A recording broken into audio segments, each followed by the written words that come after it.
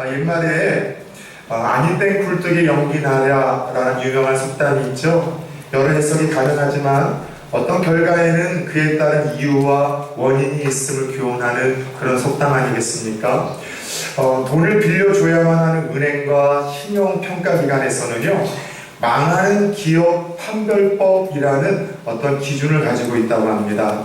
아무 회사나 돈을 빌려줄 수는 없잖아요. 그래서 그 돈을 빌려달라고 하는 회사가 앞으로 가능성이 있는지 아니면 지금 망하게 가고 있는지를 분별하기 위한 기준이 다음과 같이 있다고 합니다.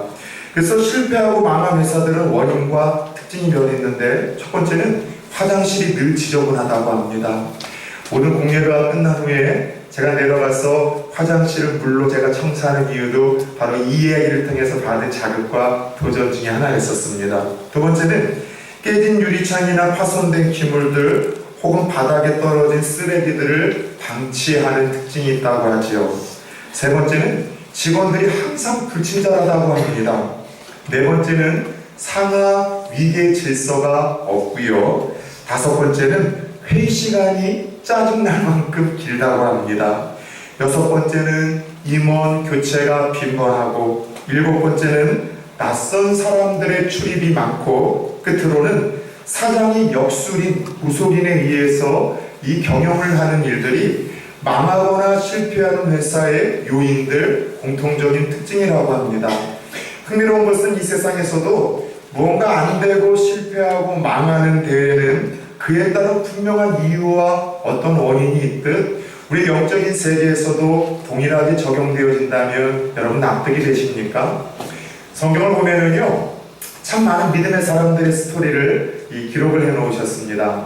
그런데 하나님을 잘 믿고 따르는 사람들의 이 승리의 이야기, 성공의 이야기, 혹은 복을 받은 이야기만 기록해 놓으면 참 좋으련만, 세상에 이런 하나님의 사람이 이런 부끄러운 죄를 짓다니, 이런 큰 실수를 하다니, 좀 우리가 모르고 넘어갔으면 좋을 뻔한 그러한 이야기들이 거침없이 기록될 때가 참 많아요. 그런 이유 중에 하나가 이 성경을 우리에게 주신 하나님의 의도가 담겨있기 때문이라 말씀드렸습니다. 사실 저는 성경에서 아무리 하나님 앞에 쓰임받고 축복을 받은 한 인물이라 할지라도 그의 인간적인 실수와 실패, 넘어짐의 이야기가 고스란히 적혀 있다는 것 자체가 성경의 하나님 말씀에 대한 신뢰감이 저는 더 들기는 합니다.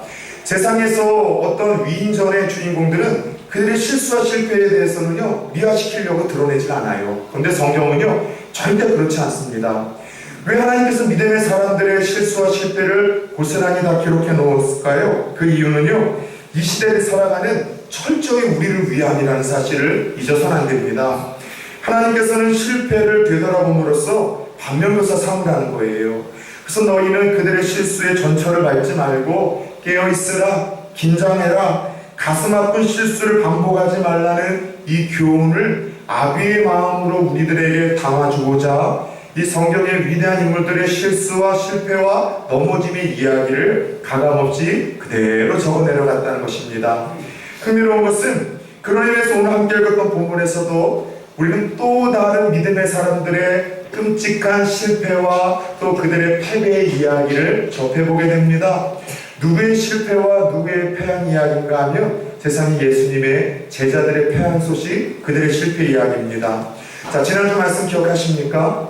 예수님께서 주는 그리스도시요 살아계신 하나님의 아들이라는 이 베드로의 가슴 벅찬 감동의 고백을 들으신 후에 비로소 그분이 이 땅에 오신 그 사명을 제자들에게 처음으로 오픈하셨습니다. 앞으로 내가 십자가의 길을 가게 될 것이고 예루살렘에 들어가 내가 이제 제사장들과 종교인들에게 고난을 받은 후에 십자가에 내가 죽게 될 것이다.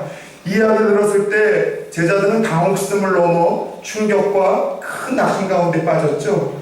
세상에 예수님을 쫓아다니면서 뭔가 콩고물이라도 얻어먹으려고 하는 그러한 아주 소박한 꿈이 있었었는데 예수님이 죽는다는 것입니다. 그렇게 예수님이 사라지신다는 겁니다. 그렇게 낙심하고 절망한 그 제자들의 마음을 읽어내신 예수님께서는 두렵고 떨려하는 이 제자들에게 이 고난 후에 받게 될 영광과 기쁨을 앞서 맛볼 수 있다면 이들도 예수님처럼 십자가의 길을 찬양하며 끝까지 걸어갈 수 있지 않겠는가 싶어 제자들에게 부활 리허설을 허락하시죠. 특별히 대표성을 가졌었던 베드로와 야고보와 요한을 내리시고 소위 변화산이라는 곳에 일컬어 그곳에서 부활의 놀라운 영감, 하늘의 놀라운 변화의 체험을 주님께서 경험케 하십니다.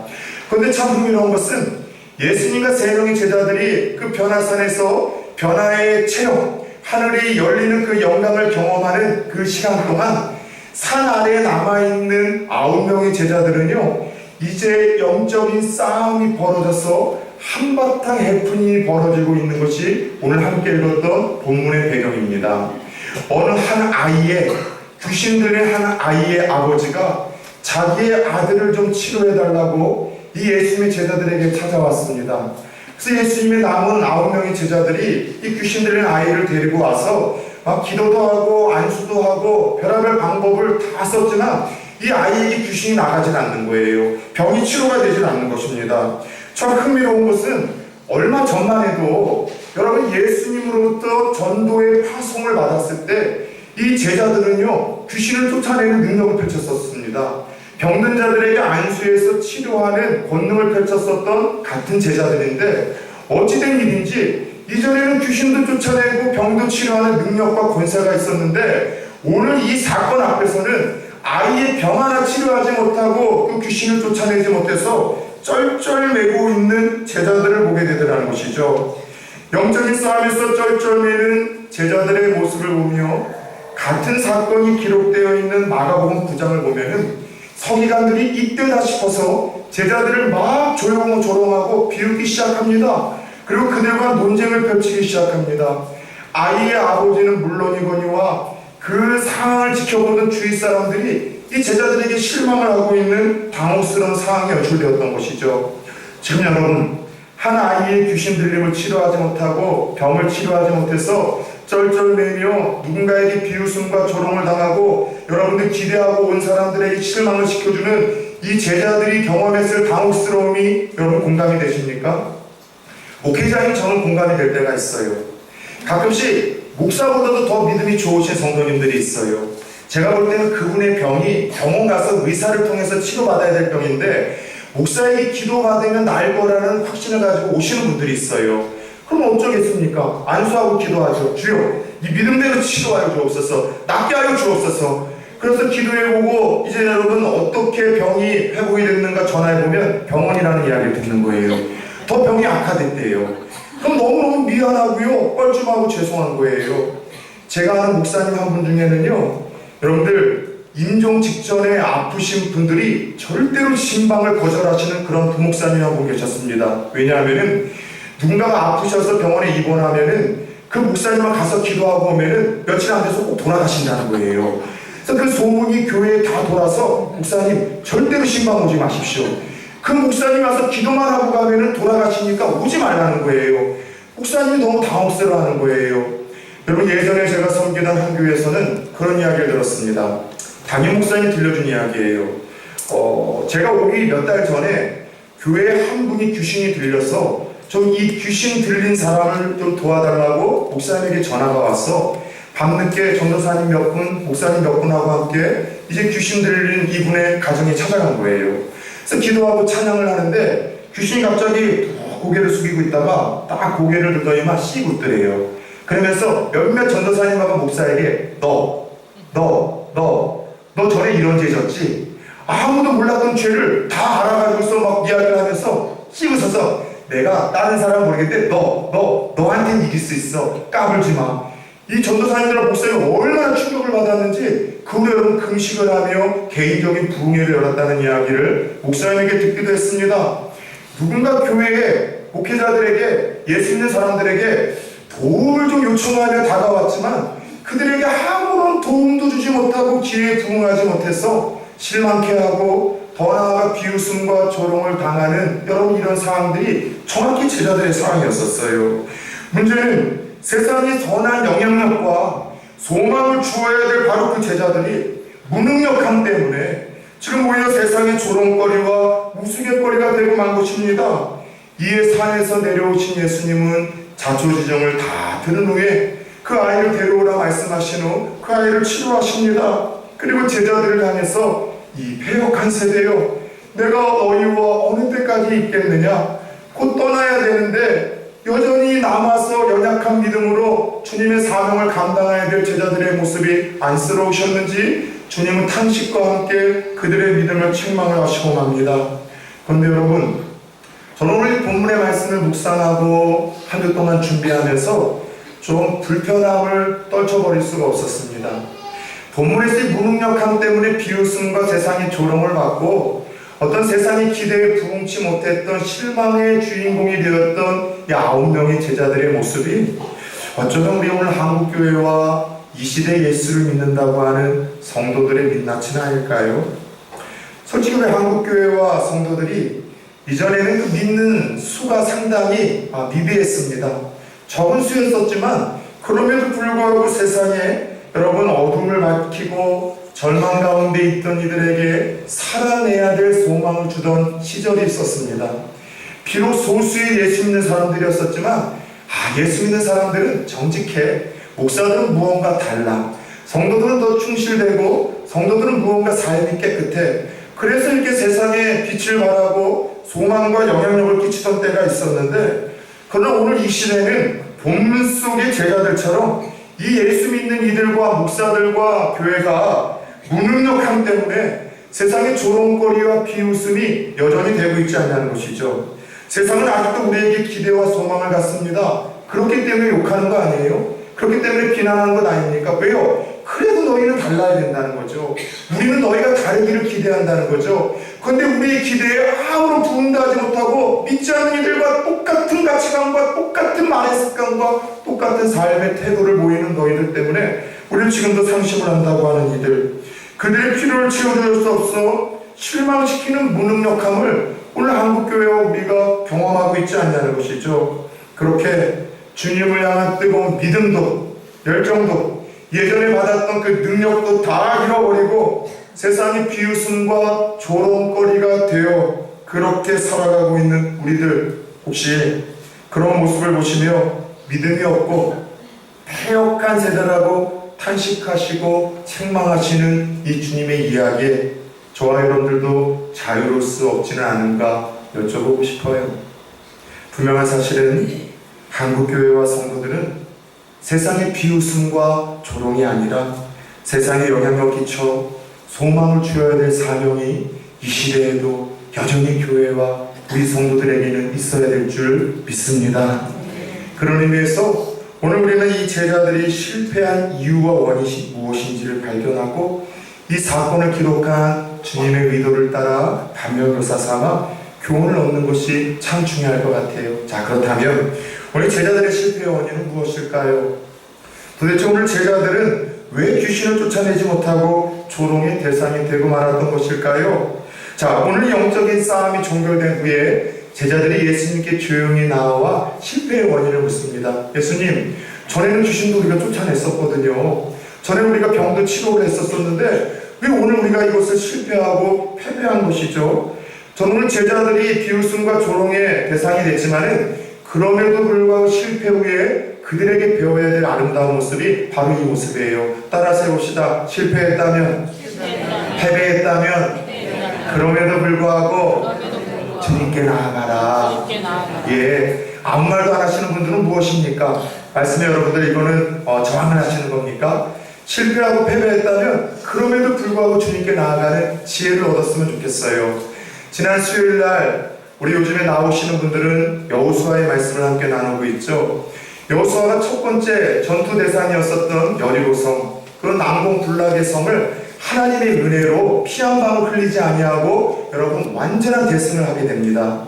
그런데 참 재밌는 것은 그 후에 있었던 두 번째 전쟁은요, 아이성이라는 그 단어에서 느껴지는 것처럼 아주 보잘것없는 성가의 싸움이었는데 그 전투에서는 여러분 보기 좋게 대패를 해서 그 이스라엘 백성들의 마음이 물과 같이 녹아 흘렀다라고 이야기를 합니다. 여러분, 그때 여호수아와 이 지도자들이 참 멋있는 게 뭐냐면 그렇게 실패했을 때 평범한 사람들 같으면은 야, 니들이 긴장하지 않아서 그랬고 니들이 열심을 내지 않아서 그랬고 니들이 헌신하지 않아서 그랬다, 서로 탓하고 변명하고 합리화를 시켜야 되는데 그 실패 속에서 하나님께 나아가 무릎을 꿇습니다. 옷을 찢고 회개를 하며 금식을 하며 하나님께 몸부림쳐요. 하나님, 우리가 실패한 이유가 무엇입니까? 우리가 잘못한 것이 있다면 깨닫게 하여 주옵소서. 하나님께서 그 겸비한 모습을 보시며 그들의 실패와 실수의 원인을 들려주시고 다시 일어나라 7번이나 격려하시며 그 성을 이길 수 있는 아주 구체적인 이 전략을 가르쳐 주셔서 결국 아이성을 침략을 다시 해서 이 승리하게 되는 이야기가 기록되어 있어요. 여러분, 이렇게 이야기를 통해서 우리가 배워야 될 것은 예수 잘 믿어도 실패할 수 있어요. 예수 잘 믿어도 영적인 싸움에서 패배할 때가 있습니다. 중요한 거는 실패하고 패배하고 넘어진 후에 내가 어떤 반응을 보이냐가 참 중요하다는 것이죠. 오늘 제자들은 처절하게 실패했습니다. 조롱과 비웃음이 될 만큼, 누군가를 실망시킬 만큼 그렇게 패했죠. 그러나 오늘 실패와 패배 후에 주님께 나아가 묻습니다. 주님, 우리가 뭘 잘못했는가요? 여러분, 실패할 때마다 주님께 그 이유를 묻고 실패하고 패배할 때마다, 넘어질 때마다 주님께 나와 무릎을 꿇는 사람들에게는 그래도 소망이 있고, 그래도 변화가 있고, 그래도 개선이 있다는 사실을 가슴에 새길 수 있기를 축원합니다. 예전에 한 청년과 그런 얘기를 나눈 적이 있어요. 제자들 중에는 제법 20여 년 동안 큰 교회에서 청년들 서었으니 그 가운데는 연예인의 길을 갈아가는 친구들이 많잖아요. 지금도 TV 틀면은 제자들이 종종 드라마에 나옵니다. 그리고 여러분들 종종 이렇게 무슨 개그 콘서트 같은 데에서도 특별히 이렇게 딱 얼굴을 카메라에 비치는데 깜짝깜짝 놀라는 제자들이 나오는 거예요. 근데 참 재밌는 것은 그 가운데 한 녀석이 아주 모델 쪽에서 이렇게 잘 나가는 친구가 하나 있어요. 마케팅 모델로도 잘 나가고, 새 학기에 삼성전자나 LG전자에서 전자제품 같은 거 이제 찍으면은 모델로 잘 나와요. 그래서 함께 그 친구하고 식사를 하면서 같이 그런 얘기를 나눴어요. 야, 네가 잘생긴 것도 아니고 뛰어난 것도 아닌데 왜 요즘에 네 잘 나가냐 그랬더니, 목사님 말도 하지 마십시오. 예전에 다 때려치려고 했었던 그런 상황이 있었대요. 무슨 소리냐 했더니만, 여기저기 지원을 해도 아무도 자기에게 연락을 해주지 않고 자기를 써주지 않을 때가 있었다는 거예요. 그래서 이 길이 내 길과 맞지 않는다 싶어서 다 내려놓고 포기하려고 했을 때 그날 들려진 메시지가 바로 이와 같은 말씀이었대요. 실수와 실패 후에 성도들과 믿지 않는 이들과의 차이점은 어떻게 반응하냐에 따라 다르다. 믿지 않는 세상 사람은 실패하고 패배하면은 모든 것 다 내려놓고서 여러분 잠수 타는 그런 어리석은 극단적인 삶을 사는데, 예수 믿는 사람들의 실수와 실패는 오히려 하나님 앞에 나아갈 수 있는 근거가 되어지고, 하나님 앞에 나아가게 되면 그것이 소망의 재료가 되고 개선의 재료가 되고 변화의 재료가 될 수 있기에, 실패했다면 이유와 원인을 분석하고 다시 도전해라. 그때 하나님의 은혜가 있다는 말씀을 듣고 이 친구가 자극을 받은 거예요. 그래서 자기가 지원했다가 떨어뜨렸던 회사들마다 전화를 하거나 이메일을 다시 보내가지고서 정중하게 요청을 한 거죠. 혹시 제가 불평을 하기 위함이 아니라 계속해서 앞으로 발전하는 모델이 되고 싶어서 그런데 귀사에서 저를 탈락시킨 이유를 한번 솔직히 여쭤봐도 되겠습니까? 회사 입장에서는 그런 친구가 어디 있겠습니까? 다 욕하고 불평불만 할 텐데 정중하게 자기가 개선할 수 있는 방법을 알려주시면 고맙겠다고 이야기를 하니까 대부분 다 글들을 달아주더래요. 두 가지를 공통적으로 지적을 해주더래요. 첫 번째, 몸이 너무 뚱뚱하다. 진짜 날씬한 친구거든요. 근데 그 프로페셔널, 그 세계에서는요, 더더욱 여러분들 좀 이렇게 살을 빼야 되고 자기 관리를 해야 되는가 봐요. 그래서 사진을 찍으면 몸이 너무 크게 나오기 때문에 당신은 몸을 조금 더 예쁘게 만들어야 된다는 이야기를 해주고, 두 번째는 전문 사진가에 가서 전문 포토그래퍼에게 프로필 사진을 찍어라. 누군가 사진을 좀 찍을 줄 아는 아마추어가 찍은 것 같은데 프로페셔널 이 프로그램 사진을 찍는 사람한테 가서 이 프로필 사진을 찍으라는 거예요. 저희 교회 혹시 자녀들이나 가족이나 주위 사람들 중에 연예계 가려고 하시는 분들이 있습니까? 저희 교회 작지만 다양한 부류의 또 종사자들 중에 전문가들이 다 모여 있어요. 우리 오라 집사님, 박선재 집사님 전문 프로필 사진을 여러분들 다루시는 분들이니까 꼭 가셔서 도움을 구하시기 바랍니다. 그래서 자기 실패의 요인에 대한 이야기를 듣고 그 두 가지를 고치고 나서 그 후로는 이력서를 놓는 족족마다 계속해서 발탁이 되더라는 거예요. 그래서 실수와 실패 후에 그거에 대한 원인과 이유를 분석해서 다시 도전할 때 오히려 그것이 소망과 변화와 개선의 근거가 될 수 있다는 이야기를 그 친구가 오히려 말씀대로 순종했더니 말씀대로 역사하시는 하나님의 이 힘막힌 일하심을 저에게 들려줘서 참 많은 간증과 은혜를 받은 적이 있습니다. 여러분, 제자들도 동일하게 묻습니다. 예수님, 19절입니다. 우리는 어찌하여 쫓아내지 못하였나이까? 이에 주님께서 실패의 이유와 원인을 들려주시죠. 20절입니다. 이르시되 너희 믿음이 작은 까닭이니라.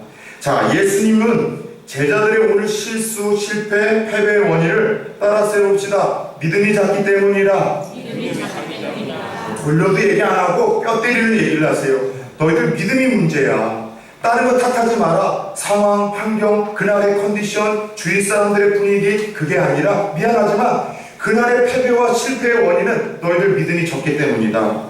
그래서 더 나아가 겨자씨 같은 믿음만 있어도, 계속해서 겨자씨 같은 믿음만 너희에게 있었어도 너희가 실패하지 않고 능력을 나타냈을 것이라 이야기를 하시며, 제자들에게 겨자씨만한 그 참깨보다도 작은 믿음조차 없었음을 주님이 탄식하시며 안타까워하시는 것이죠. 겨자씨라는 믿음이 뭐예요? 겨자씨는 진짜 작아요. 근데 그거는 자라났어요. 새들이 앉을 만큼 여러분들 생명력을 갖고 여러분 자라나는 특징이 있어요. 겨자씨만한 믿음이라는 것은 처음에는 믿음이 있는가? 여러분, 보이지도 않을 만큼 연약한 믿음이지만 중요한 거는 멈춰있지 않는 믿음이에요. 계속해서 자라고 계속해서 성장하는 생명력 있는 믿음이 바로 여러분 겨자씨 같은 믿음인데, 이런 믿음이 어떻게 생기냐는 것이죠. 왜 이런 믿음이 제자들에게 이 순간에는 사라졌냐는 것이죠. 흥미로운 것은 같은 사건이 기록되어진 마가복음 9장 29절에서는 그 믿음이 작다라는 것이 어떤 의미인지 구체적으로 주님이 다시 들려줍니다. 따라서 해봅시다. 기도회에 다른 것으로는 이런 종류가 말할 수 없다.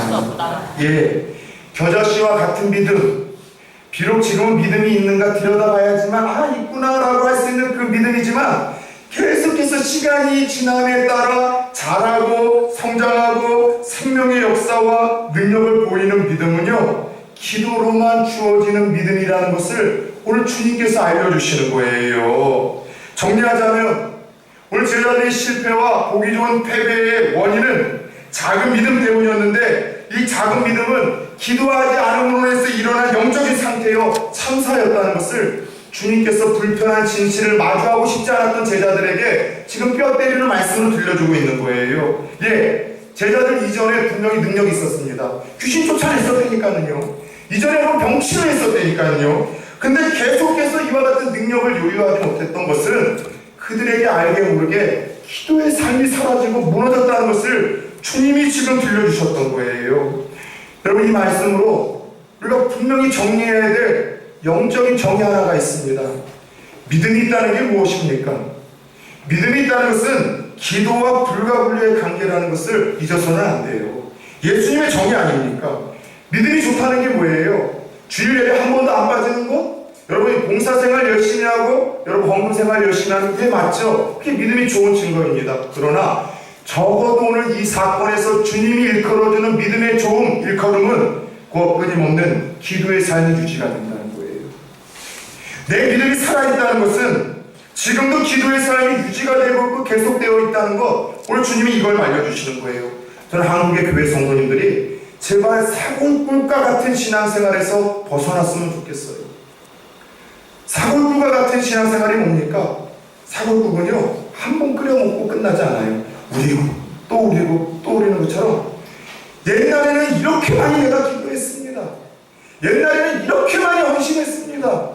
옛날에는 이렇게 많이 전도했습니다. 왜 옛날 얘기만 하시면 옛날 간증만 하시는 분들이 있어요. 소아, 오늘은 어떻다는 거예요? 왜 오늘의 하나님께서의 능력을 경험하고 그걸 이야기 못합니까? 오늘 헌신한 얘기, 오늘 봉사한 얘기, 오늘 내게 베푸신 하나님의 역사하심과 기적하심은 왜 사라졌냐는 것이죠. 사골국과 같은 여러분 신앙생활, 과거의 경험만 부려먹는 증상입니다. 불편한 진실 하나에 마주섭시다. 우리가 세상으로부터 조롱과 비웃음 당하는 이유, 옛날에는 이렇게 하늘도 경험하고 하나님의 은혜도 경험하고 방언도 하고 놀라운 체험도 했는데 지금 생활이 너무나 무능력한 이유, 세상 사람들이 나를 바라보면서도 무언가 기대하는 것에 아무것도 부응하지 못하고 도움을 주지 못하는 형편없는 모습. 예수 믿는 것은 받은 증거가 많다고 하는데 예수 믿어도 평안도 기쁨도 능력도 은혜도 단 한 번도 경험하지 못하는 이유, 환경 탓입니까? 남편 탓이라고요? 아내 탓이라고요? 애들 탓이라고요? 풀리지 않는 내 인생 탓이라고요? 건강 탓이라고요? 왜 불편한 그 진실 앞에 마주서기를 여러분 힘들어 하십니까? 오늘 주님은 아니래요. 너희들의 믿음이 작기 때문이라는 거예요. 무능력의 이유, 비웃음과 조롱의 이유, 하나님께서 약속하신 그 은혜와 능력과 그 은총을 지금도 맛보지 못하는 이유는 우리의 믿음의 문제라는 것입니다. 믿음을 잃어버렸기 때문이에요. 믿음이 무너졌기 때문이랍니다. 곧 이거로 기도의 삶이 사라졌기 때문이래요. 예, 그렇지 않아요? 초대교회, 아니 멀리 가지 맙시다.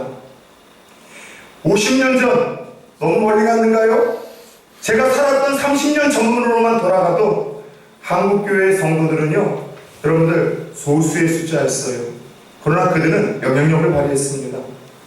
남편 때문에, 가정 때문에, 가난 때문에 힘들어하는 이들에게 소망을 제시할 수 있는 그런 이들이었었죠. 정직하고 성실하고 충성되더라고 칭찬을 받는 이들이었었습니다. 여러분 30년 전만 해도 우리 부모님 세대들은요, 제자 훈련 안 했어요. 큐티 그런 거 몰랐어요. 말씀 잘 몰랐어요.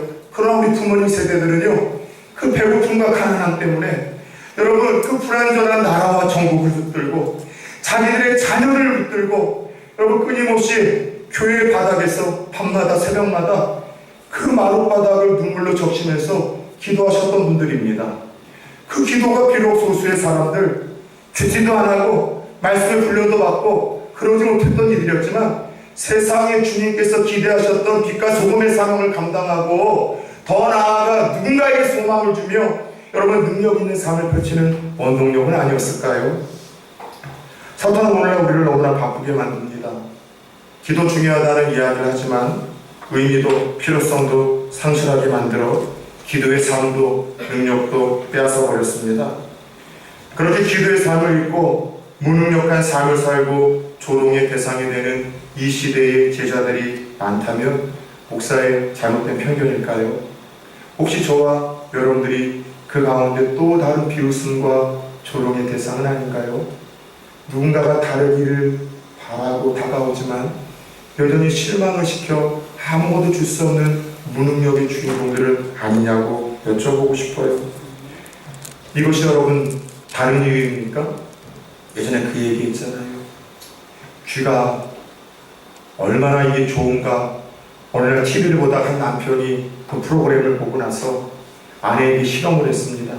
10m 뒤에서 불렀을 때 못 들으면 조금 나빠지는 거고, 5m 뒤에서 불렀는데 못 알아들으면 심각해진 거고, 1m 뒤에서 불렀는데 못 들으면 이제 보청기를 껴야 되는 상황이라는 그 프로를 보고서 이제 주방에서 막 저녁 식사를 준비하는 아내에게 물어봤다면서요. 소파에 앉아서 여보 오늘 저녁 메뉴는 뭐예요?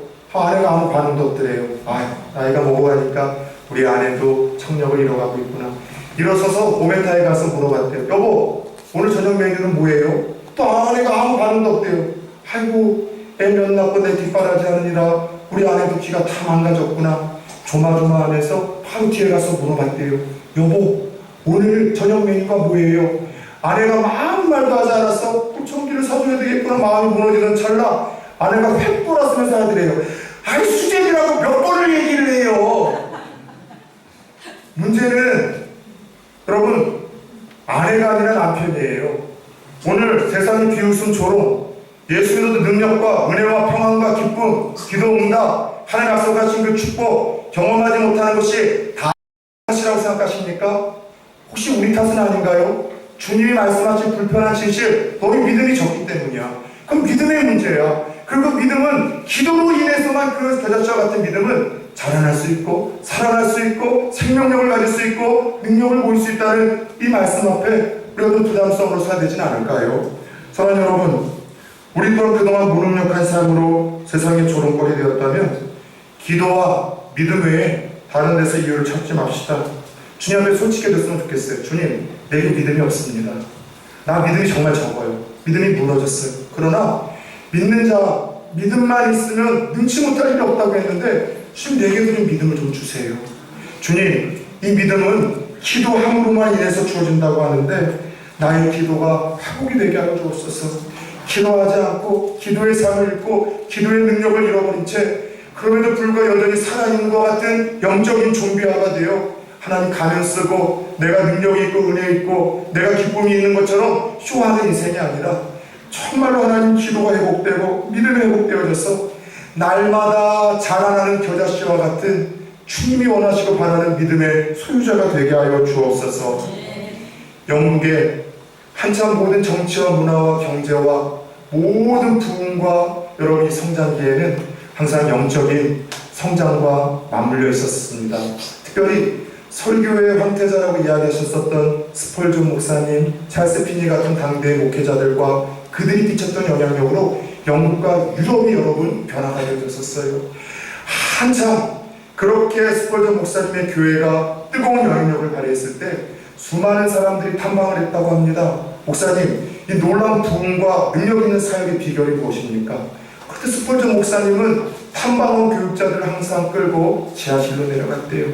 그 지하실에는 나라와 민족을 위해서, 교회를 위해서, 자녀들을 위해서 눈물로 기도하는 수많은 성도들의 외침이 있었다고 합니다. 그러면서 목사님들 그러셨대요. 영국과 유럽과 우리 교회와 내 사역의 능력의 비결은 바로 이들입니다.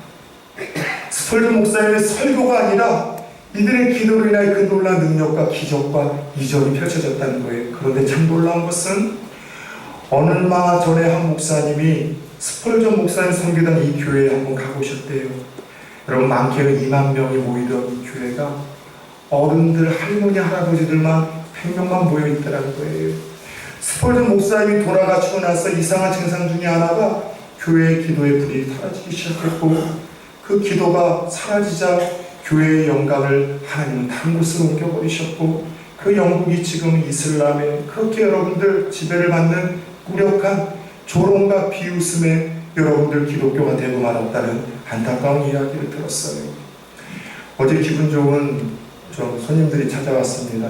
그 청년이 찾아왔는데 예전에 부산에가 이제 원래 고향이고 잠시 잠깐 이제 뭐 고시도 준비하고 그리고 또 그 대학생활 때문에 제가 있었던 교회에 함께 와서 신앙생활을 하고 또 같이 이제 좀 얼굴을 알던 친구들이에요.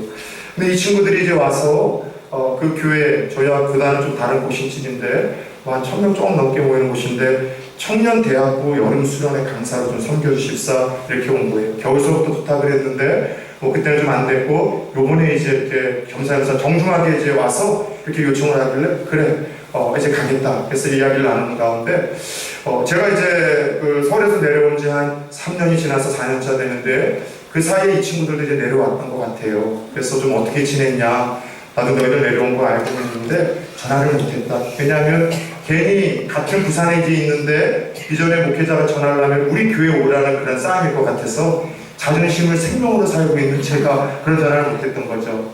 근데 이 친구들이 이제 먼저 와서 작년 한 해, 두 친구마다 작년 한 해 있었던 일인데 한 친구는 공군에 지금 그 장교로 있습니다. 그런데 워낙에 군생활이 바쁘고 또 군생활에서 어쩔 수 없이 이제 그 조직사회 특별한 상황 때문에 여러 명의 신앙적으로 이제 본인이 흔들렸던 거예요. 그런 가운데도 자신에게도 이러면 안 되지 자꾸 돌아오라 휴고 하나님의 음성이 들렸지만 도저히 쉽게 이렇게 너무 멀리 가서 돌아올 수가 없었던 거죠. 그러던 어느 날 그 주디스라는 이제 어떤 그 격투기 운동이 있어요. 그걸 하고 일어섰는데 머리가 핑 돌아서 약 좀 주세요 그 말을 하고 기절을 했는데 일어나 보니까 중환자실에서 꽁꽁 묶여서 머리통이 갈라져 있더래요.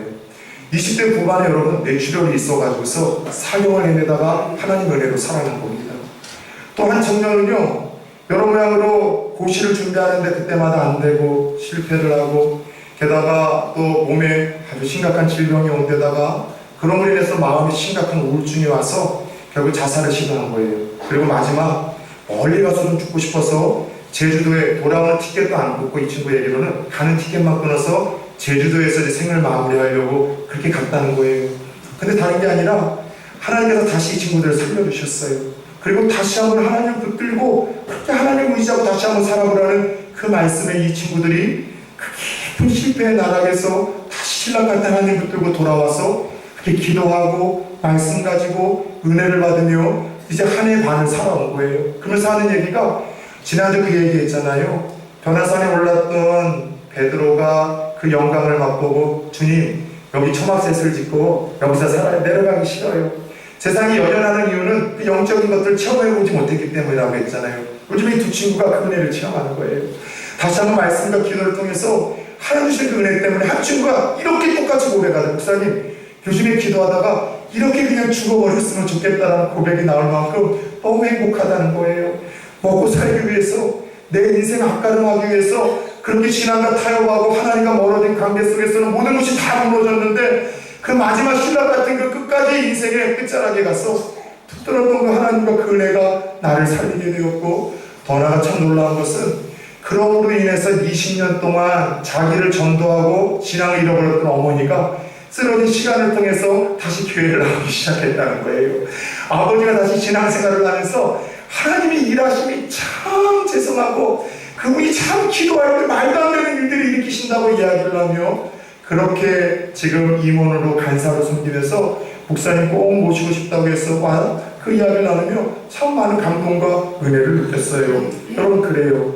우리 불편한 진실 앞에 섭시다. 예수를 믿어도 받은 증거 많다고 하는데 아무런 증거가 없습니까? 평안함도, 기쁨도, 구원의 확신도, 더 나아가 여전히 무능력한 삶을 살고 있습니까? 세상에 여러분 조롱과 비웃음이 되고 있습니까? 세상 사람들이 예수 믿는다고 하는 저와 여러분들에게 아무 기대를 갖지 않습니까? 다시 믿음을 회복해야 될 때인 줄 믿습니다. 슈브 돌아오라 하나님의 말씀을 따라 다시 한번 기도의 자리를 지켜내시고 기도의 사람이 되십시오. 새벽에 나오십시오. 수요일날 나오십시오. 특세 때 나오십시오. 멀다면 여러분의 첫 시간을 잠시 침대에 누워서라도 하나님과 교제를 하십시오. 주님, 더 나아가 그 기도의 시간에 우리 부산 초원교회에서 기도해 주세요. 주님, 부산 초원교회 새벽 기도가 살아나게 하여 주옵소서. 수요 기도회가 더 불타오르게 하여 주옵소서. 주님, 이 모든 불타오르는 부흥의 역사, 살아난 역사가 나로 인하여 일어나게 하여 주옵소서. 특별히 올 한 해는 저희 부산 초원교회 너무너무 중요한 한 해예요. 여러 가지 이유 속에서 제가 4년 차가 되는 한 해이고요. 왜냐하면은 여러분들 다 얘기를 할 수는 없지만은 아주 중요한 한 해입니다. 그리고 더 나아가 올해는 장로, 권사, 안수 집사, 일꾼을 선출합니다. 기도하고 있어요. 하나님, 누구를 장로로 세워야 되겠습니까? 누구를 안수 집사로 세워야 되겠습니까? 누구를 권사로 세워야 되겠습니까? 주시는 감동은 똑같아요. 기도하는 자라는 거예요. 기도의 자리에 나오면 지금은 저 자식처럼 그분의 인격과 믿음이 부족하더라도 기도하면은 하나님이 다루세요. 하나님이 성장시키고 변화시키고 하나님께 성화시키고 하나님이 다듬어 가시는데, 기도하지 않는 이들이 일꾼으로 되면은 교회에 분란을 일으켜요. 오히려 비웃음과 조롱의 그 중심에 서게 되더라는 것이죠. 지금서부터 누가 나라, 민족, 교회와 성도들과 가정을 위해서 기도하는 일꾼인가 들여다보십시오.